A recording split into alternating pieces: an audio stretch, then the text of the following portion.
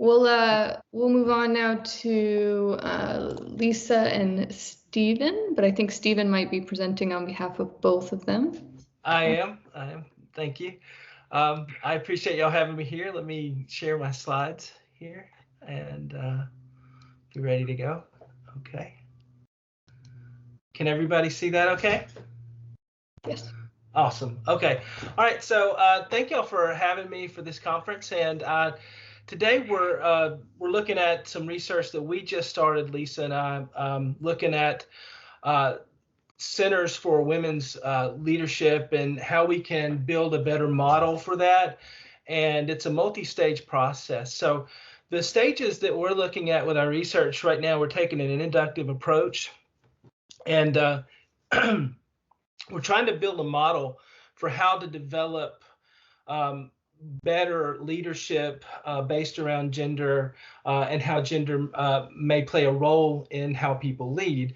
So we're at the first stage, like I said, we're looking at some real basic concepts. And then at stage 2, we're going to explore more about gender role, identity, and social perspectives among students in terms of specific leadership styles and processes.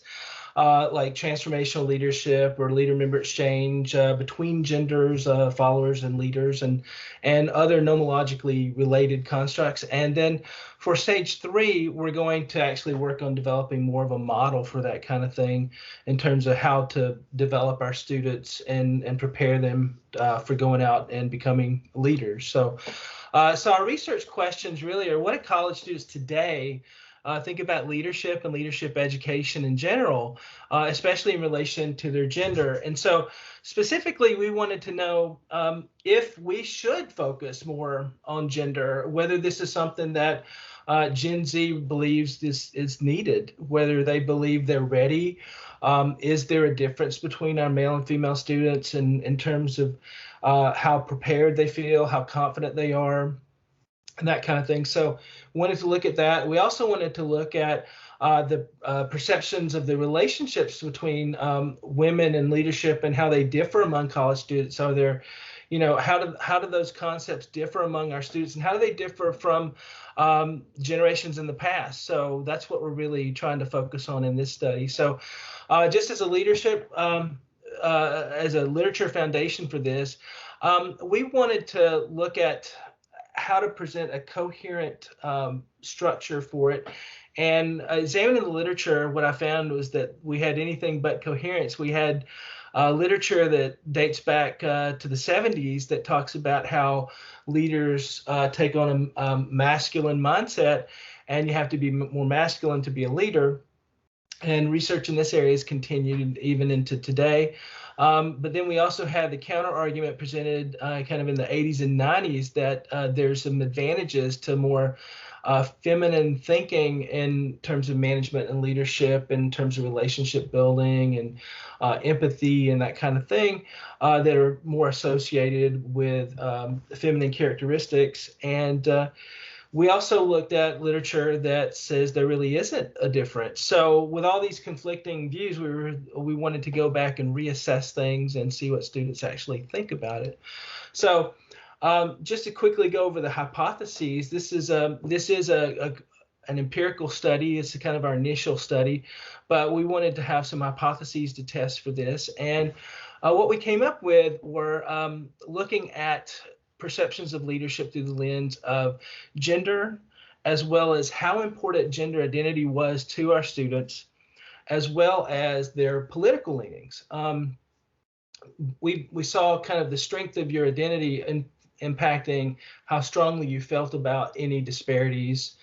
But we also saw that your political views might shade your perspectives on that, whether you feel it's stronger or weaker based on your thinking in that respect. So what we did is we compared male and female students, and we compared politically right-leaning, which would be conservative or Republican in America, versus left-leaning, which is more of the progressive liberal Democrat.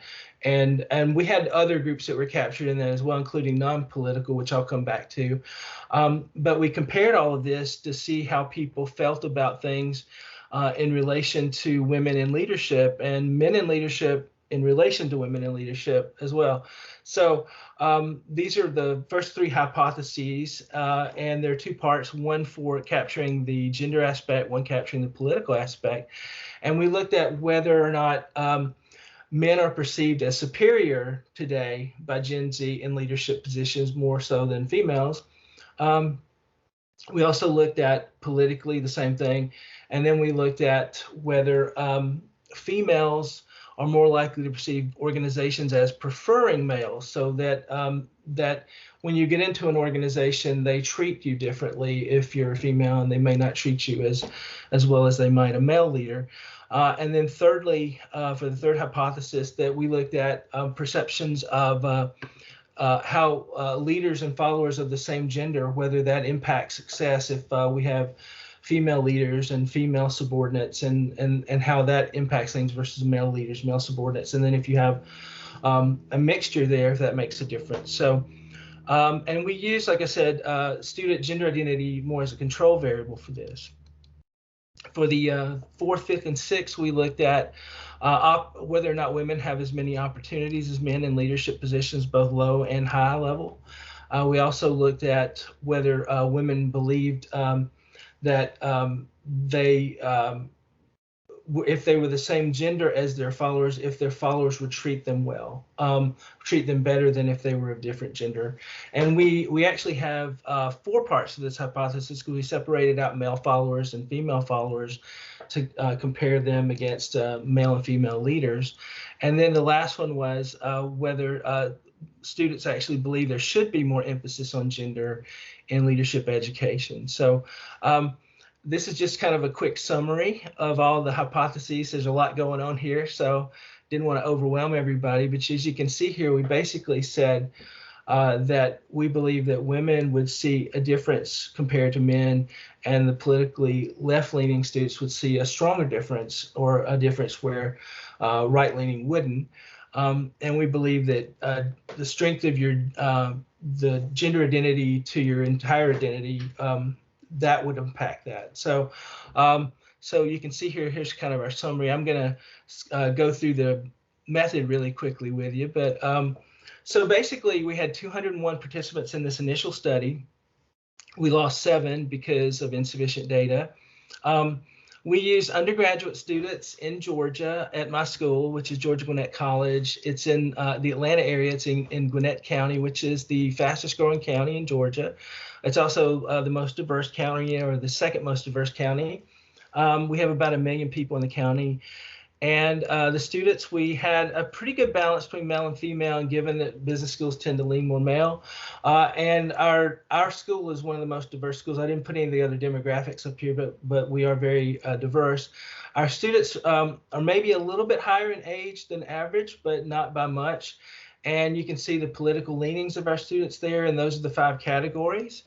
And we also have, you know, other demographics that we captured in our study as well, but we didn't put them here.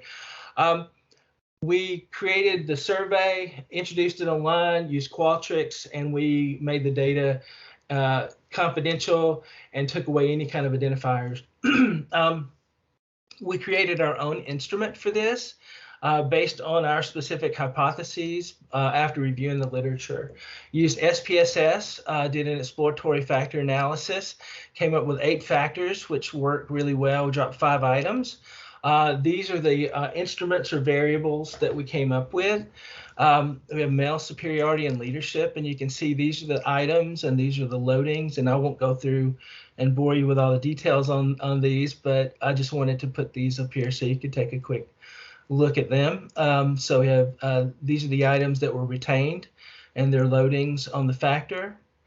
And we also have organizational preference for males, and then leader-follower alignment in terms of their gender, and opportunities for females in leadership, and the importance of one's own gender identity. And we have male bias and female bias. Interestingly enough, when we did the exploratory factor analysis, we actually captured 1 more item on the female than we did on the male, and that related to female subordinates sabotaging female leaders actually loaded similar to male leaders. And they were both low in comparison, but they were similar. And lastly, we have their perceptions of gender in education and whether or not they believe that education and leadership is kind of a masculine area of study that overemphasizes masculine aspects of leadership, and whether or not there should be more focus on gender in education. So our correlations were pretty good. You can see here our alphas as well as the correlations. So everything came out pretty good, but not overly loading on anything in particular. We didn't have any high collinearity or anything like that, so there weren't really any issues in terms of that. We used a multiple analysis of variance of covariance model with gender and politics or political leanings as independent variables, and as strength of gender identity as a covariant, and then all of the dependent variables previously mentioned. So we used all those. And we tested the assumptions. Everything came out well with the assumptions. We had good loadings for all of that. So we met all of the tests for normality of data. So we didn't have any problem with that. And then we looked at the results. And what we found is that in terms of gender, you can see here the results we found. I'm going to summarize these in a second, but I wanted to give you the raw results so you can see that we had 3 out of the 7 for gender that were supported, and we had none politically that were supported. However, when you look at the significance versus comparison of left or right, it's interesting. They were significant in almost every case. Out of 6 out of 7 of these cases, or 5 out of 7 of these cases, we found that political views were significant, so even more strongly than gender. But what we found was not left versus right, but actually that it was political versus non-political, and that students who are more socially conscious, socially minded, and had stronger just political views in general tended to see things differently than students who were not paying attention to that kind of thing. In terms of the gender identity playing a role, we did find that gender identity was a big role. For the most part, we had 4 of the hypotheses that were supported in terms of an impact in that. So just to quickly summarize that, what we found is that male superiority in leadership is influenced by gender, with men believing that they are superior. We also found that there is an organizational preference for male leaders, and leadership opportunities for females are less than males in terms of gender identity. So the stronger your gender identity, whether you're a man or a woman, you tend to see those things. And for male gender bias and gender in leadership education, they're influenced both by gender and your gender identity. So females tend to believe in more male follower bias and the need for more gender inclusion.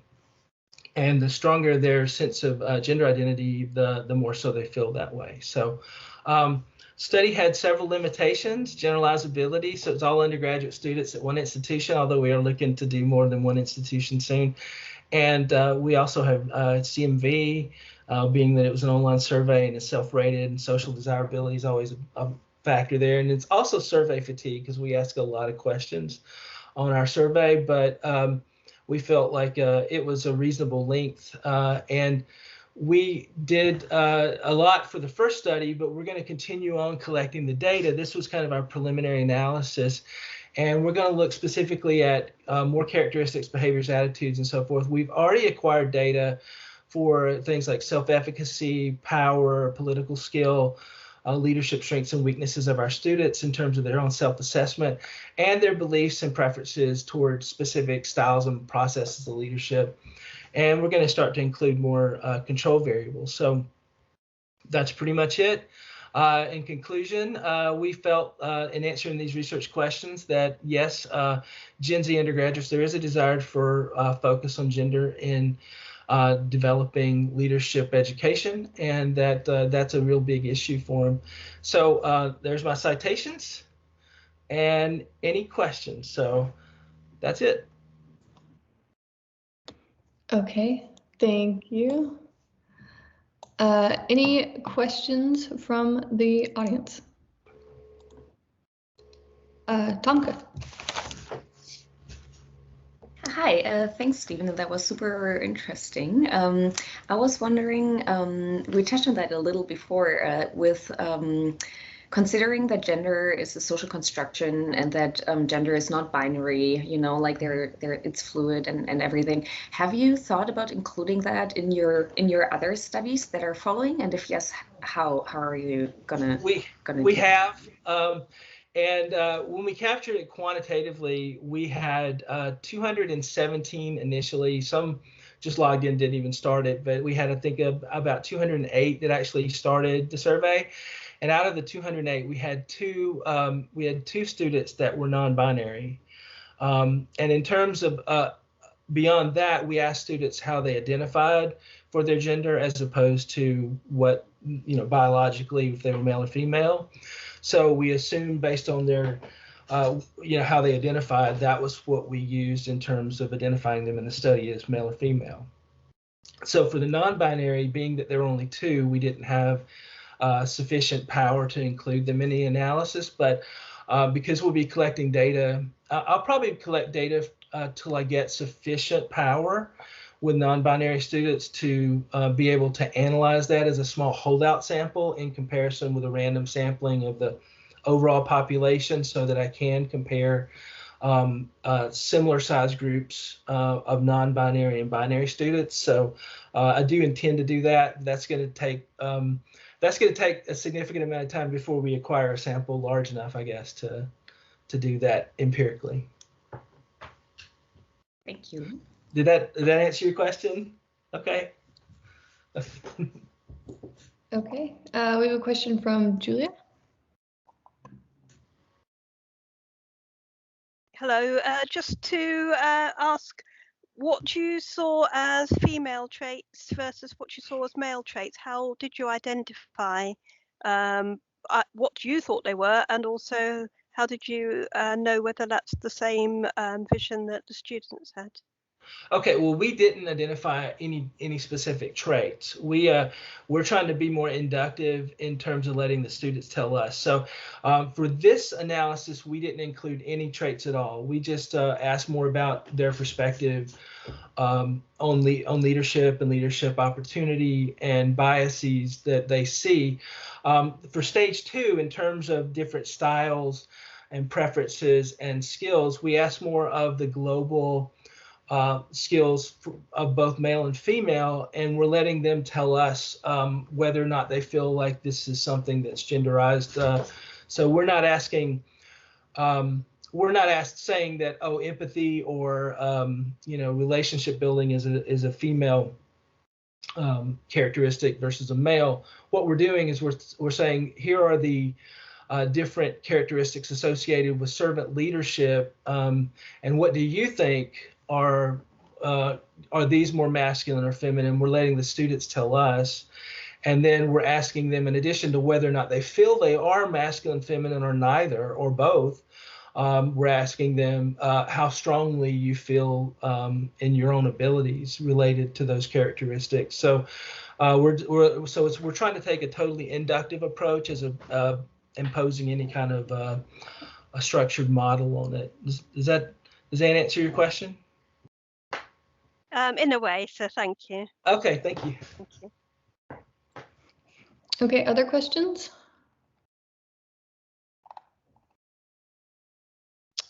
Okay, I'll ask a question in the meantime. Okay. So I'm sorry if I missed this, but why did you include the political leanings at all in a study on gender? Because that's a very good question, and a lot of people have asked that. It's because when we looked at the significance, it was strongly significant, and one of the and in America right now, there's such a polarized effect between politically, and we've noticed that in discussions with students, that in classes that students have had those kind of discussions. And so because if it's salient to students, it's on their minds, and it's something that comes up in class discussions, and it's not something that's often looked at in relation to it, we wanted to see if it accounted for variance in addition to gender. So if there was some, so it's almost like perhaps, and this is just me kind of reaching for it, but to say that correlations associated with gender after controlling for the strength of gender identity are probably associated more with experiential aspects of what people think, their own experiences in life, whereas political leanings or political views are more opinions and kind of imposed meaning. They're kind of the tools for sense making as opposed to experiences that are then used for the sense making. So it seems like the strength of your own identity and your socio-political perspectives on gender itself will impact your gender experience and will play a role in how you perceive that and the strength to which it makes a difference. So even though politics is not the point, we wanted to use it more as a control variable to control for it, so that we could get to the essence of what are the real gender differences that are being experienced. And so it didn't matter ultimately what we found, and which is great, is that ultimately it didn't matter what your politics were. It just mattered if you were more socially conscious of it as to whether you recognized there were these things. So, which was kind of interesting. It just means that the more in tune or aware you are, it really didn't matter what your views were. You saw more differences in terms of the gender. So does that make sense? Yes, it does. Yeah. I have more questions, but okay. Wait a second. Anybody else want to ask a question?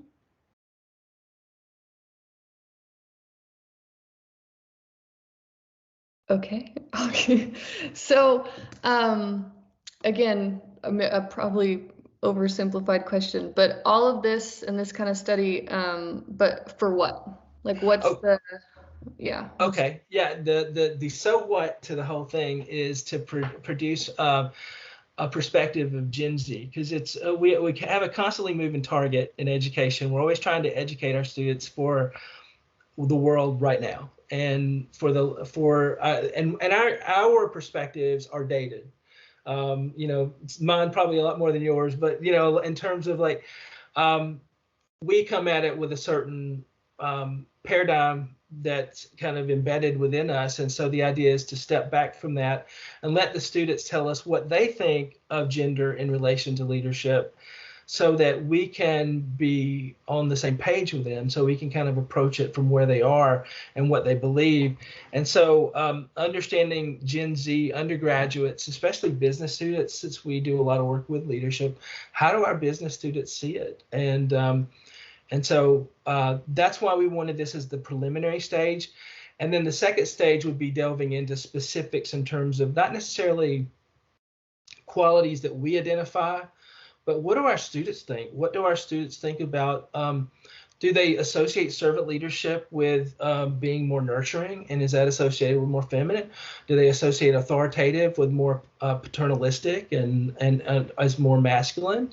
Or do they not? Or is there some attenuation of that's occurred over the decades, and where there's more fluidity or more universality of that. So I guess those are the questions we're asking, so that then we can, when we start to think about it pedagogically, we're on the same page as our students. So we're understanding how leadership differs for them than it does for us. So yeah. Great. Thank you for answering that. Question from David. Thank you. Yeah, just a question about culture, I guess.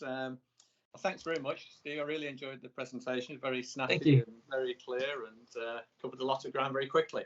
Thank you. But obviously, there's a tradition in the US which is more prevalent there than it is here, which is a more straightforwardly positivist kind of approach, using lots of stats and significances, etc. And I just wanted to ask you, and there's also a tradition in the US of using students as research respondents, much more than, say, in the UK and probably in Europe. It's very, very common in the US. And I just wondered if you would want to reflect on any limitations. Sure. You know, exploring. You talked a lot about experience just then, which I thought was very interesting. And obviously, you know, most students have particular types of experience, and I just wondered about the limitations of those responses that might be worth, you know, considering at least. Absolutely. I think that's a great question. And I guess coming into this study with my own perceptions of it, I tend to be more focused on mixed methods. I like doing the qualitative, and I actually prefer doing the qualitative first, and then going to the quantitative as opposed to just straight into an inductive quantitative. And that's kind of my research history myself. So so generally speaking, that I do a lot with change management as well, and so that tends to be very qualitative, as you probably know. So it's so that's kind of that funnel approach to doing it qualitatively, to figure out the what first and then the how much later. But we had easy access to this data, and we had these questions. And after teaching, kind of like Jari was talking about, I teach a course that's called 21st Century Leadership. And actually we have no exams, we have no textbook, it's all experiential. Wow. I have a PDP as well. Mine's called the Personal Development Plan. And so as part of that, we include gender and experiences people have based around their gender identity. And as part of that, I've seen certain things come out, and some things have been surprising. For the most part, it's been fairly predictive, but it's definitely important. And so that's why I wanted to include that. And in terms of the undergraduate, since the focus is really, we're not really trying to look at leadership pedagogy for working professionals as much as we are for how to prepare students who are in that transition stage from, you know, high school kids, so to speak, to full adults that are participating members in society. Like, what is that gap in terms of their perspective, their knowledge, their understanding, and what worldview do they bring to the table? And then where do we need to get them to so that they're able to go out and effectively do their jobs, and also to have fulfilling lives in those jobs, but in terms of that, how do we help them pedagogically? So jumping in empirically was definitely not the right way, and I would definitely take in terms of this research, probably a qualitative approach as well. Yeah. Yes. Interesting. And just from my own more qualitative experience of teaching gender in leadership courses, just one topic within, you know, say 15 topics. In the seminars, I can think of some fantastic discussions on gender, and it can be so explosive, particularly when male students start articulating what you're describing, which is this, you know, men are superior as leaders. All of a sudden, all these female students look at this guy that they've been studying with for 2 years and think, I don't know this person anymore, you know. And it can really lead to some very strong conversations. Well, that's the fun part of this data, is I'm going to take it back into the classroom. I'm going to say, okay, the mean, and I believe the means were, I'm just thinking off the top of my head, but I looked at them yesterday. The difference was male superiority. Men had a 2.6 and women had a 2.2. So with which means men did not think they were superior to females. It tended to disagree, but they disagreed less than women disagree. So and there was it was statistically significant difference that men tended to at least a little bit think they were superior to females in terms of leadership. So I'm going to take that in qualitatively. I'm going to take that experientially back into the classroom and say, here's what I found. So what do you think? Perfect. And let the students tell me what they think about that, what that means. Yeah, fantastic. Thank you very much. Thank you.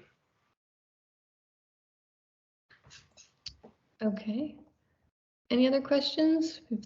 About 3 minutes. All right. All right.